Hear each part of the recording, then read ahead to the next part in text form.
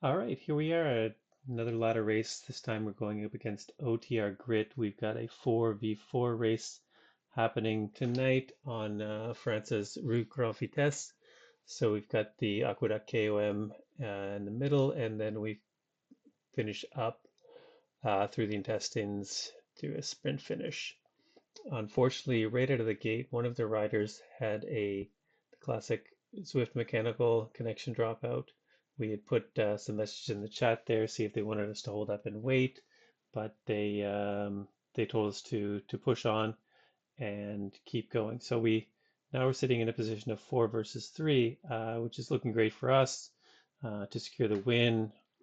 One of the options for us would be to just sit in, keep our powder dry, cover any attacks if they make them, but hope for the sprint. Steven on our team has a super strong sprint, and as well as Kendrick, and my sprint is okay. Pete, the other Pete, has a great sprint as well. So it would have been a really smart strategy to sit in and wait for that to happen, hope for the sprint at the end.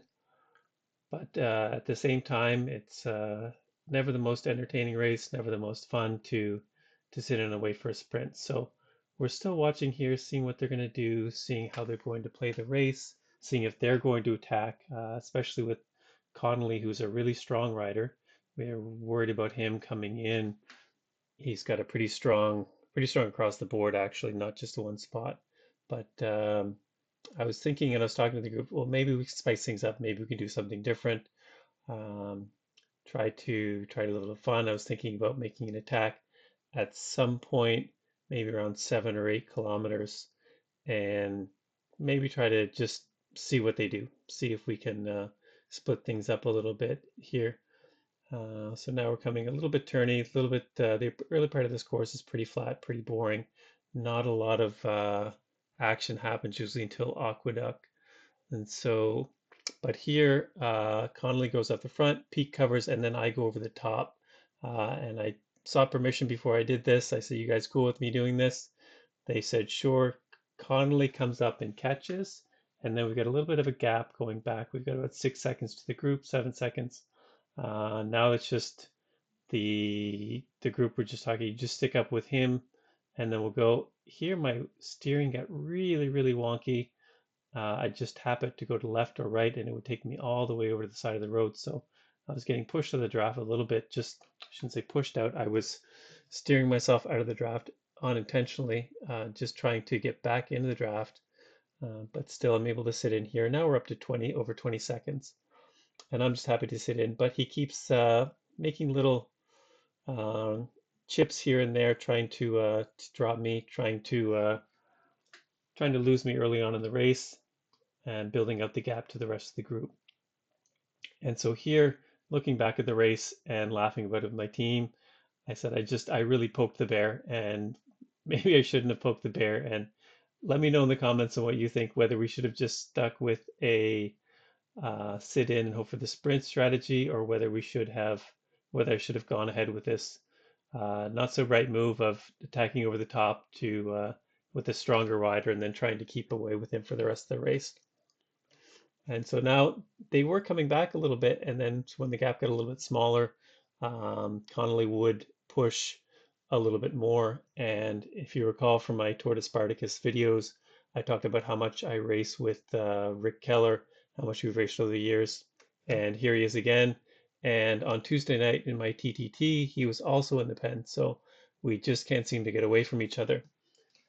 Now coming up to the Aqueduct KOM, the group is closing in. They've closed the gap. There, my steering is way off again, going way up to the side of the road. So we'll all be together coming over the top. Hopefully we'll be able to all stick together. No one will drop. But I see it's all OTR jerseys around me. Rick goes off the front. Paul goes with him. I'm able to close the gap with my draft boost. No one's dropped off the back.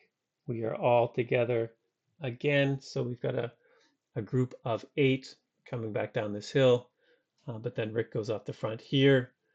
I'm able to close that down this time. Still no one goes off. Connolly goes off the front. Pete closes that down for us. Get all back together. One of these breaks is going to go. So here Rick goes off the front again. Pete's able to cover that one. And then Connolly goes here, and I'm last man standing to cover that gap. And now we're up with the road again. Alone, the two of us, 4 seconds. It holds steady around 4 or 5 for a bit. Connolly's not pushing too hard. So we've got 6, 7 seconds coming in, 8 kilometers left, pretty flat until we get to the intestines at the end. Sort of curvy up and down. I'm worried about the attack there. I'm just trying to hold on as best I can. He's putting in little digs here and there, so it gets close, but then he pushes it out with a strong push. So now we're back up to 12 seconds, 13 seconds. And every one of these, I'm just holding on for dear life, just ready to crack. The elastic was ready to snap so many times through these last 7 or 8 kilometers, just trying to hold on here. We're back up to almost 20 seconds, but I'm not pushing. There he goes, another attack, getting a gap, but I'm able to get up on his wheel with another push, but the watts balance is now negative, just over 0. And so I don't have a lot left in the tank. Getting a little bit here sitting in, but then I lose the draft, and he puts in little digs throughout the last several kilometers. And so here there's another one coming up where he'll put another. We're up to 27 seconds, and it's just a matter of like, is this break going to hold? Is it going to stay away? Or is it going to all come back together before the finish? We've got 19 seconds, slowing down a little bit. The group is starting to come back. Rodriguez on the front is putting stuff together. We're getting into the last little intestines.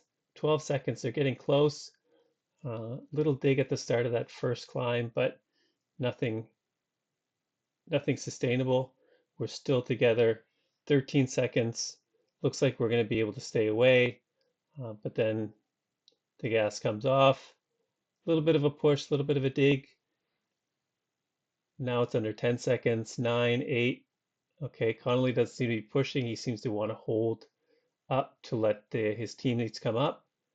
But then no, they get close, but then the dig comes back in just as they were about to close that gap at about 6 seconds. So now 1 kilometer looks like we're going to be holding off. We're at 15 seconds. So now I'm just hoping that I've got something left in the legs for the sprint. After all these hits, I just didn't have anything left. Connolly pulled away for the sprint, but I pulled in second. Kendrick pulled in third. We were able to come out with the team win, 28-24. So I could have risked it. I could have lost it with that dumb move, but we managed to hold on for the team win. So what do you think? Was it super dumb, or was it just good fun and it all worked out well in the end? Let me know below. If you're liking these videos, hit a thumbs up or subscribe, and I'll see you at the next one.